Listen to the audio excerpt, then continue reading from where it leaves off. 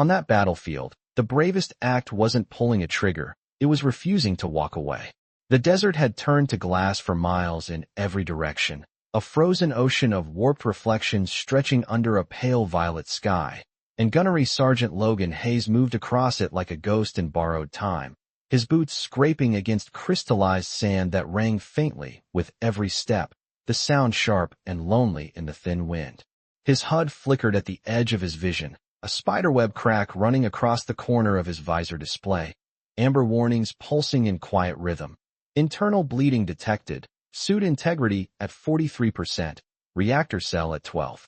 The air tasted metallic even through the filters, dry and cold, hovering just below freezing despite the harsh glare of twin suns hanging low on the horizon.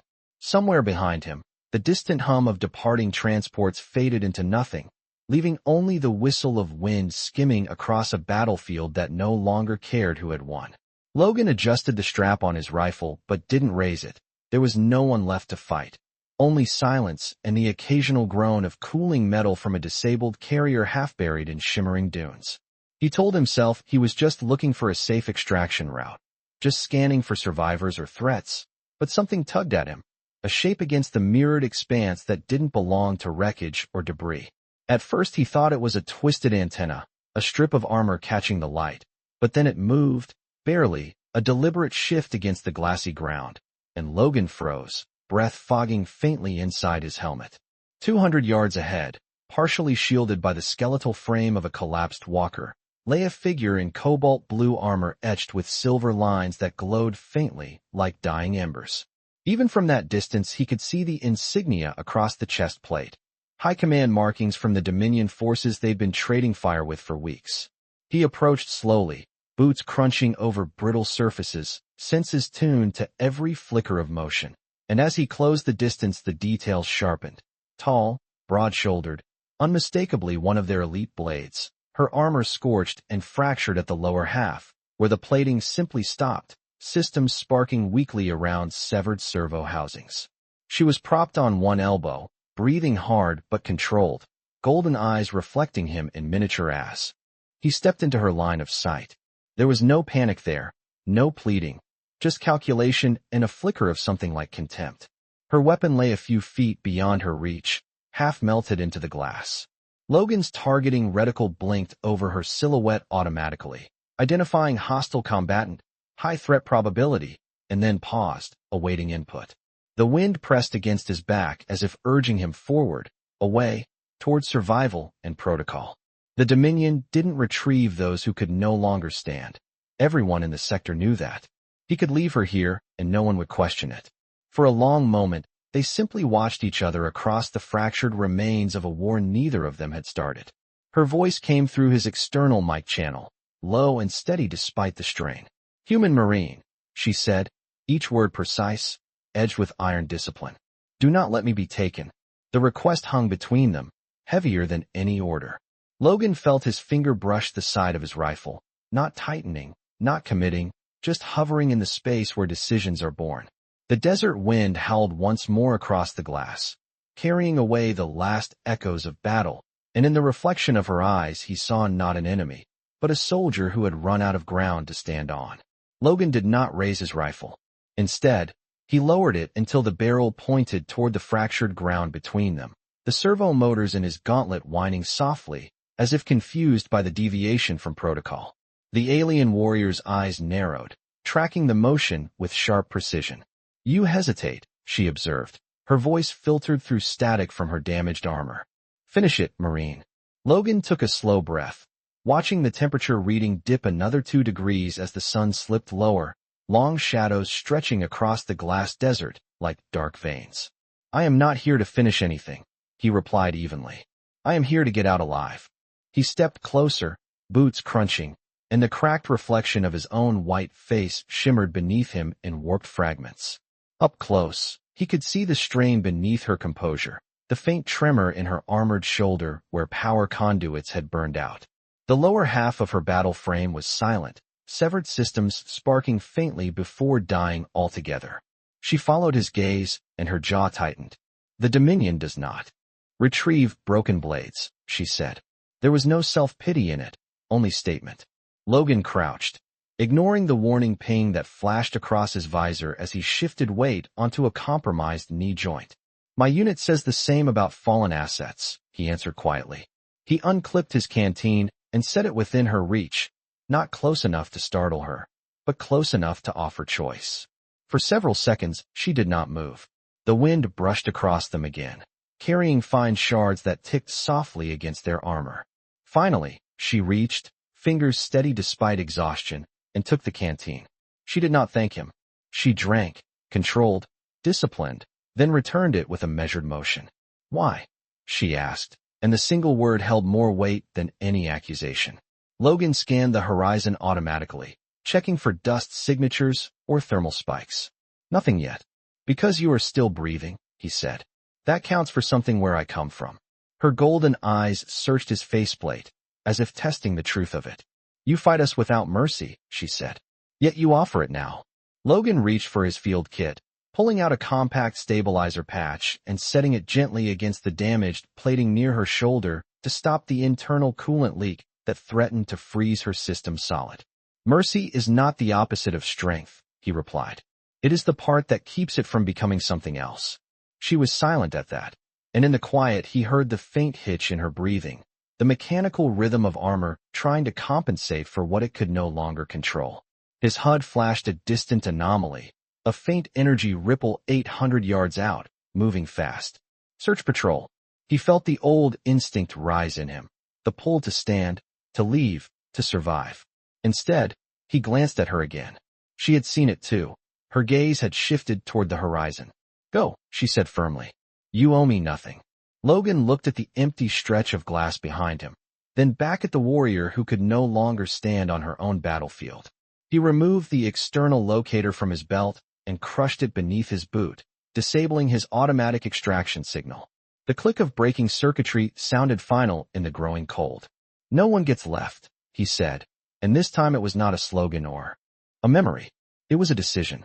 The crushed locator lay in the glass like a small, dark promise, and Logan felt the weight of that choice settle into his chest heavier than his armor ever had. The wind shifted, carrying with it a faint vibration that hummed through the soles of his boots, a low tremor that did not belong to the desert. His visor magnified the horizon and caught the flicker of moving shapes 800 yards out, skimming low over the crystalline terrain with disciplined formation. Not random scavengers. Not weather distortion. A retrieval patrol. He turned back to the alien warrior, and for the first time he noticed the subtle change in her expression. The edge of contempt had softened into something measured, almost analytical. They are efficient, she said quietly. They will scan for life signatures and eliminate uncertainty. Logan checked his suit diagnostics. Power at 9%.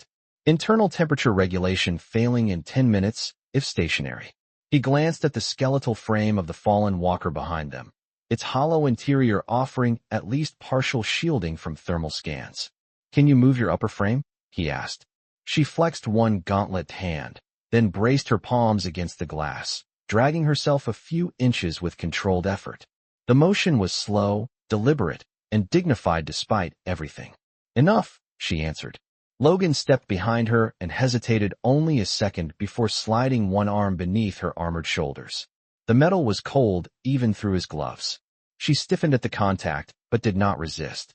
With a strained exhale he lifted, feeling the pull in his compromised knee and the warning flash across his display. They moved together in awkward rhythm, her weight balanced against his chest as he guided them toward the shadow of the wreckage. Each step rang sharp against the brittle ground. The patrol craft grew louder, a distant mechanical chorus slicing through the quiet. Inside the hollowed walker hull, the air was still and faintly warmer, smelling of burned circuitry and dust. Logan eased her down against the inner support beam and activated the last of his thermal dampeners, a faint shimmer spreading across the opening like a distorted mirage. You risk court-martial for this, she said after a moment, studying him through the dim light. If they find you aiding an enemy. Logan leaned back against the metal frame, rifle resting. Across his knees, listening to the hum outside grow nearer. I already broke protocol, he replied. Might as well be consistent. She tilted her head slightly, as if parsing the concept. Among my people, honor is measured in victory, she said. Among yours. Logan watched a thin line of reflected sky flicker across the glass beyond their shelter. Sometimes it is measured in who you carry when you leave. The patrol passed overhead then, a shadow sweeping across the fractured desert, scanners pulsing faint blue light over the surface. Logan held his breath as the energy wave brushed against the wreckage and dissipated. Seconds stretched thin. The hum began to fade, moving on. In the quiet that followed, he realized his hand was still braced protectively in front of her, instinctively shielding her from a threat that had already moved past. She noticed too. Slowly, deliberately, she lowered his arm. "Human Marine," she said, voice no longer edged with command, but with something steadier. "You stand alone on this field." Logan looked out at the endless glass, at the fading shadows of ships that no longer searched for him. "Not alone," he answered. "Not yet." The patrol hum dissolved into the distance, leaving behind a silence so complete it pressed against the inside of Logan's helmet like deep water. He kept still for several long seconds, listening to the slow tick of cooling metal around them and the faint rasp of his own breathing. His power cell dropped to 7%. The warning light shifted from amber to a thin line of red. Across from him, the alien warrior rested against the fractured support beam, her golden eyes reflecting the dim interior of the wreckage with quiet intensity. Without the tension of immediate pursuit, the exhaustion beneath her composure became more visible, though she fought to keep it hidden. "They will report no viable targets," she said at last. "But they will widen the search grid." Logan nodded slightly. He checked the local terrain map stored in his damaged display. 2 miles northeast, beyond a ridge of crystallized dunes, his scans earlier had marked the faint outline of a pre-war research outpost. Abandoned, likely stripped, but structurally intact enough to shield from aerial detection. 2 miles on stable ground was manageable. 2 miles across glass that fractured under shifting temperature could be something else entirely. He looked at her lower. "Armor housing, silent and unresponsive. There is shelter northeast," he said. "Old structure. Might still have emergency power." She studied his faceplate again as if weighing his reliability against her remaining strength. "You intend to carry me that distance," she said, not as a question. Logan adjusted the strap of his rifle across his back and moved closer, crouching once more. "I intend to try." A faint sound escaped her then, not quite laughter, not quite disbelief. "Human persistence," she murmured. "It borders on irrational."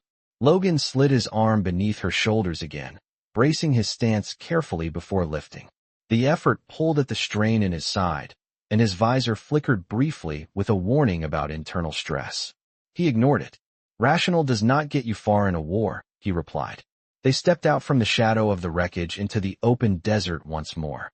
The sun dipped lower, staining the mirrored ground with bands of orange and violet. Each step sent delicate cracks skittering outward beneath his boots like lightning trapped in ice. He moved slowly, choosing the thicker stretches where the glass had fused deeper, testing each foothold before committing weight. She remained steady in his arms, one hand gripping the edge of his shoulder plate not in fear, but in balance. After several minutes, she spoke again, her voice softer than before. "Among my people, weakness is concealed. It is not displayed."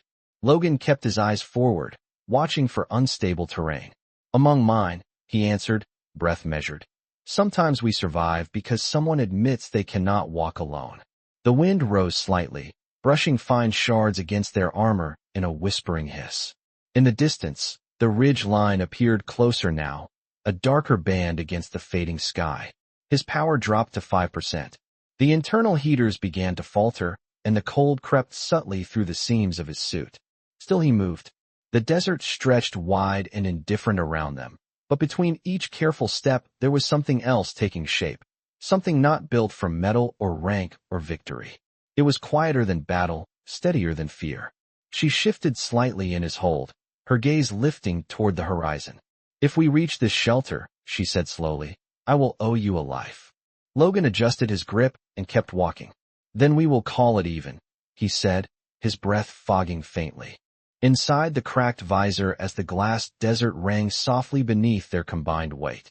The ridge rose before them like the spine of a frozen wave, dark against the last light of day, and Logan felt every one of the remaining 4% of his power reserve ticking away with mechanical indifference. Each step had grown heavier, his compromised knee joint grinding softly with every shift of weight, the sound small but persistent inside his helmet. The alien warrior remained composed in his arms, her breathing measured, her gaze fixed on the distant silhouette of the structure barely visible beyond the crest. Up close, the glass dunes became uneven and treacherous, thin sheets overlaying pockets of unstable ground that cracked with a sharp report when stressed too quickly. Logan slowed further, adjusting his footing, angling his body so that if the surface gave way it would be his weight that absorbed the drop, not hers. The wind had begun to change, colder now, carrying a faint electrical scent that hinted at an approaching ion disturbance. "Storm cycle," she said quietly, sensing it as well. "This world does not forgive the unprotected." Logan tightened his grip and kept moving. The first arc of pale lightning rippled silently across the distant sky, illuminating the abandoned research outpost for a fraction of a second. It stood half buried in fused sand, a rectangular structure of reinforced alloy and composite glass. One side partially collapsed, but the main entry frame still intact. 200 yards. His visor flickered again, then dimmed slightly as non-essential systems shut down to preserve core life support. "When my power fails," he said, voice steady despite the strain, "I will not be able to regulate temperature." She studied his profile through the cracked faceplate. "You will freeze before I do," she observed. "My species tolerates lower ranges." Logan gave a faint, tired smile she could not fully see. "Then you can complain about human stubbornness in warmer conditions." The final stretch felt longer than the previous mile combined. Fine fractures spidered outward beneath his boots as the ground shifted with the temperature drop. The storm wind picked up, brushing sharp particles against their armor in a rising hiss. 50 yards from the entrance, his display went dark entirely except for a thin red bar across the bottom indicating minimal oxygen circulation. The world beyond his visor seemed suddenly larger and more exposed without the digital overlay. He relied on instinct and muscle memory, counting his steps, feeling the subtle slope beneath his boots. At last they crossed the threshold of the outpost doorway. Inside, the air was stale but still, shielded from the worst of the wind. Logan eased her down against an interior wall, just as his suit emitted a final low tone and powered into emergency mode. The interior lights were dead, but a faint glow from residual external lightning flickered through fractured panels overhead, casting pale shadows across dust-coated consoles and abandoned equipment. He removed his helmet slowly, cold air biting at his face, his breath visible in the dimness. Across from him, she watched in silence. Without the battlefield between them, without rank or distance, they seemed simply two survivors inside a forgotten shell of human ambition. The storm outside began to roar in earnest now, rattling the outer walls with steady force. She shifted slightly, bracing herself upright with quiet determination. "You carried me across a field your people call hostile," she said softly. "Now you stand unshielded in my presence." Logan leaned back against the wall, fatigue settling deep into his bones. "Seems we are both out of advantages," he replied.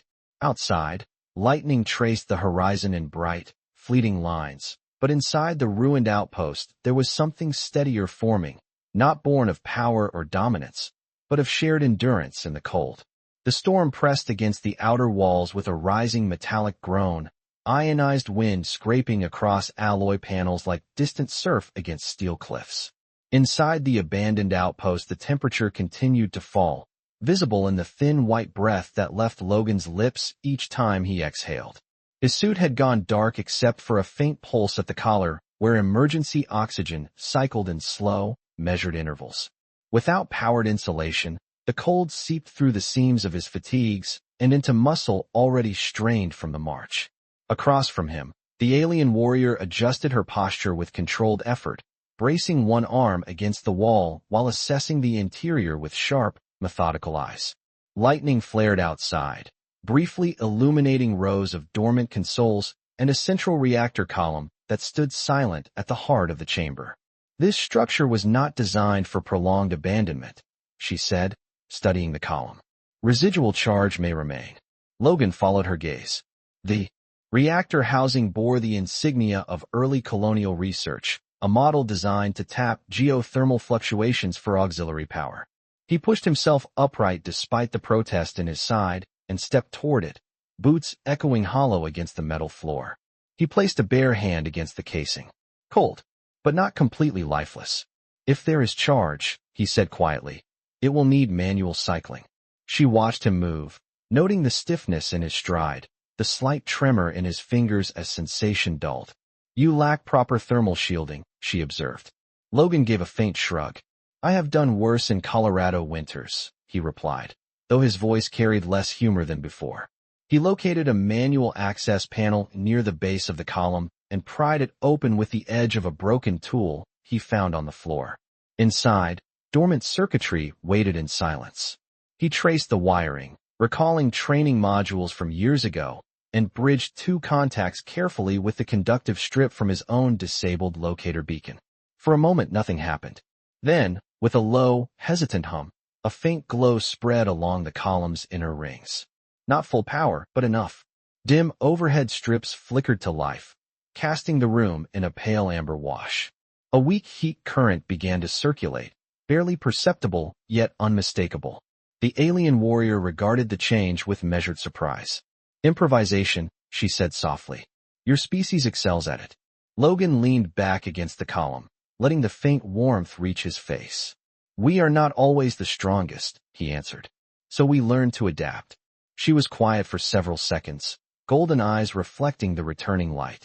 Outside, the storm intensified, lightning flashing more frequently as wind battered the structure. Inside, however, the air no longer bit as sharply. She shifted closer to the reactor's radius, not seeking comfort from him, but from the heat he had restored. When my unit withdrew, she said at last, voice lower than before, they did so by order. Efficiency over sentiment. That is our doctrine. Logan studied the thin scar of light crawling up the reactor column. And does it sit well with you? He asked gently, being efficient. Her jaw tightened, though not in anger. It preserves strength, she replied. He nodded once. So does mercy, he said. The words lingered between them, quieter than the storm, but heavier than doctrine. The faint hum of the reactor continued, steady and fragile. For the first time since the battlefield, they were not merely surviving a hostile world. They were sharing it. The reactor's low hum had settled into a fragile rhythm when a sharper vibration cut through the floor beneath Logan's boots, subtle at first, then steady enough to feel through bone. He lifted his head immediately, instinct overriding fatigue. The storm outside had not lessened, but this tremor carried structure, repetition, a mechanical cadence that did not belong to weather. Across the room, the alien warrior sensed it too. Her posture straightened, eyes narrowing toward the fractured panels along the western wall. A faint blue pulse flickered through the cracks in the metal as something large passed overhead. Not random patrol. Deliberate. Logan moved toward the broken observation slit and peered through the narrow opening. Through sheets of ion-driven dust, he caught the silhouette of a Dominion aerial carrier hovering roughly 300 yards from the outpost, scanning beams sweeping methodically across the glass desert. The faint light washed across the dunes in disciplined arcs, searching not for heat alone, but for anomalies and structural signatures. They expanded the grid, she said quietly, no surprise in her tone. Logan felt the weight of that truth settle heavily in the small chamber. His suit was offline, his locator destroyed, and the outpost reactor emitted just enough power to register as irregular. The storm masked some signatures, but not indefinitely. He stepped back from the slit and shut down the reactor column with a decisive motion. The faint amber light died instantly, plunging the interior into near darkness save for lightning flashes outside. Cold crept back into the air. Without power we lose heat, she observed. Logan nodded once. With power we lose concealment. The carrier's scanning beam swept closer now, passing within 100 yards of the structure before drifting away again. The vibration in the floor grew stronger as the craft adjusted position, descending slightly. Logan's jaw tightened. If they identified the outpost as active, retrieval would not be optional. He looked at her, at the dignified calm she maintained despite her condition. If they breach this structure, he said quietly, they will not ask questions. She held his gaze without flinching. You could surrender, she replied. Claim coercion. Preserve yourself. Logan let out a slow breath, the cold air stinging his lungs. I already chose, he said simply. The scanning beam intensified, brightening the outer wall with a thin blue glow that bled through hairline cracks. A low resonance filled the room as the carrier stabilized directly above them. For a moment neither of them spoke. The storm raged, lightning tearing silent veins across the sky. Logan moved instinctively to position himself between her and the doorway, though he carried no powered armor now, only fatigue and resolve. He felt exposed, human in the most literal sense. She watched him step into that space, and something shifted in her expression, a recognition deeper than strategy. Human Marine, she said softly, almost as if testing the weight of the words. You guard an enemy. Logan kept his eyes on the doorframe, listening to the mechanical hum outside, steady and patient. No, he answered after a beat. I guard someone who cannot stand.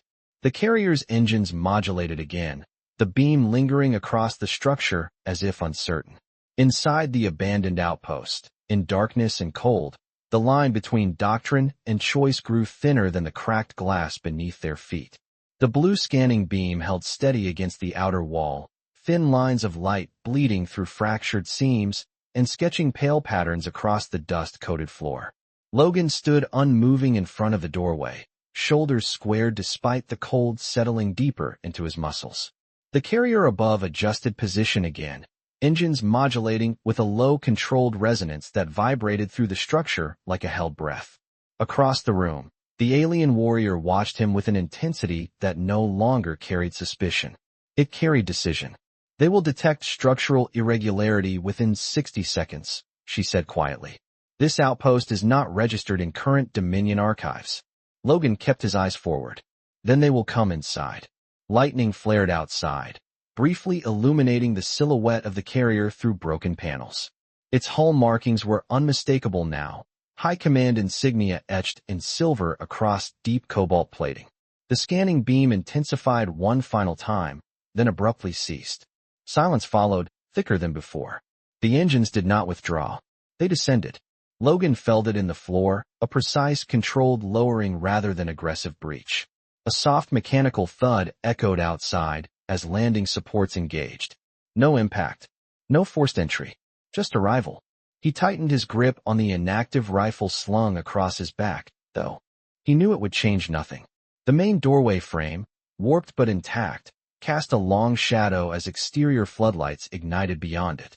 For a heartbeat the chamber glowed white. Then figures appeared in the threshold, tall armored silhouettes outlined in controlled light, weapons lowered but ready. They did not rush. They assessed. The lead figure stepped forward, helmet crest bearing twin vertical sigils that marked elite lineage. The visor retracted with a smooth hydraulic whisper. Golden eyes scanned the interior and then locked onto the alien warrior against the wall. Recognition passed through the air like a quiet electrical surge. The armored figure dropped to one knee without hesitation. High Blade Kaelrin Ithra, he said, voice resonant but reverent. We located your beacon. Logan turned sharply toward her. Beacon. She had not moved during the descent, yet now he saw the faint shimmer at her collar, a concealed transmitter no larger than a coin. It pulsed once and faded. She met his gaze steadily. It activates only in proximity to high command vessels, she said softly. I did not know which patrol would respond. The kneeling officer rose and addressed her again. The Sovereign has authorized immediate retrieval. Medical stabilization is en route. Behind him, additional Dominion soldiers entered, disciplined and silent, their weapons angled downward in non-threatening posture. Not one aimed at Logan. Instead, two stepped toward Kaelrin and halted, awaiting her command. She did not look at them. She looked at Logan, still standing between her and the doorway. Stand down, she said calmly to her soldiers. Then, after a brief pause, she added, he is under my protection. The words altered the atmosphere more profoundly than any weapon could have. The Dominion soldiers shifted stance immediately, no hostility remaining, only formal acknowledgement.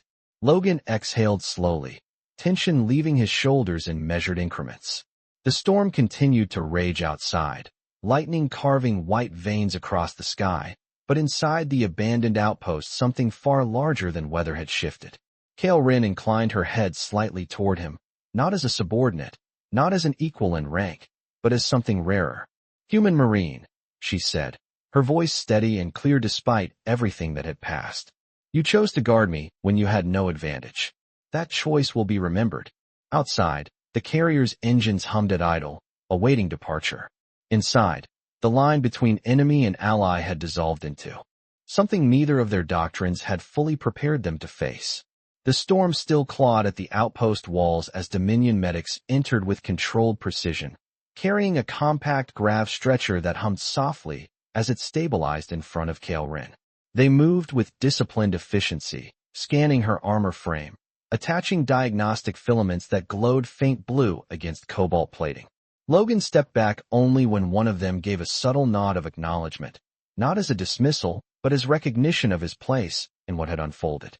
The carrier's interior lights spilled into the chamber through the open doorway, illuminating fractured floors and dust-coated consoles in sterile white. Outside, lightning traced distant horizons, but the immediate world had narrowed to the quiet exchange of measured breaths and unspoken understanding. Kael'ren allowed the medics to secure her upper frame onto the grav stretcher, her expression composed, her golden eyes never straying far from Logan. When they lifted her, the motion was smooth and almost ceremonial, as if transporting more than a wounded commander. The kneeling officer from before approached Logan with deliberate calm. "You will not be harmed," he said evenly. "Our orders are explicit." Logan gave a faint nod, the exhaustion now settling deeper as adrenaline faded. His hands felt raw from cold, his muscles heavy from effort, yet he remained upright. "I was not expecting hospitality," he replied quietly. The officer regarded him for a brief moment, then stepped aside to clear the path toward the carrier. At the threshold, Kael'ren raised one hand slightly, and the medics halted at once. She turned her head toward Logan. Without the storm between them, without the distance of battlefield command, her voice carried a clarity that felt almost intimate despite the armored figures surrounding them. "You carried me across a field that had already decided my fate," she said. "You shielded me when your own survival was uncertain. Among my people, such an act redefines allegiance." Logan met her gaze steadily, cold air still visible in the faint mist of his breath. "I did not carry a symbol," he answered. "I carried a soldier." A subtle shift moved through the Dominion ranks at those words, not disapproval, but recognition. Kael'ren studied him as if committing the image to memory. Cracked visor, frost along his collar, shoulders squared not in defiance but in resolve. "Then know this, Gunnery Sergeant Logan Hayes," she said, using his full name with deliberate respect. "Your species speaks often of honor. Today, you have demonstrated it." The grav stretcher began to rise, lifting her toward the carrier's open bay. Before crossing the threshold, she extended her hand toward him, palm open. It was not a demand, not a command. Logan stepped forward and clasped her forearm in the firm, steady grip of a fellow warrior. No ceremony, no flourish, just contact. The carrier's interior lights framed her silhouette as she withdrew. "War measures strength," she said softly. "Mercy measures who we become after it." The bay doors closed with a smooth, final seal, and the engines rose in controlled pitch as the carrier lifted into the storm. Logan stood alone at the doorway of the abandoned outpost, wind pressing against him once more, lightning cutting white lines across the darkened sky. The glass desert stretched endless and indifferent beneath the departing craft. He did not raise a hand in farewell. He simply watched until the cobalt hull became a distant point of light and then vanished into cloud. The storm would pass. The battlefield would cool. But somewhere beyond the horizon, a commander who had once been left behind now carried with her a memory that no doctrine could erase. And on that frozen world, a single human choice had shifted more than the tide of one engagement. It had reminded a warrior that strength is not only measured by who stands, but by who refuses to let another fall.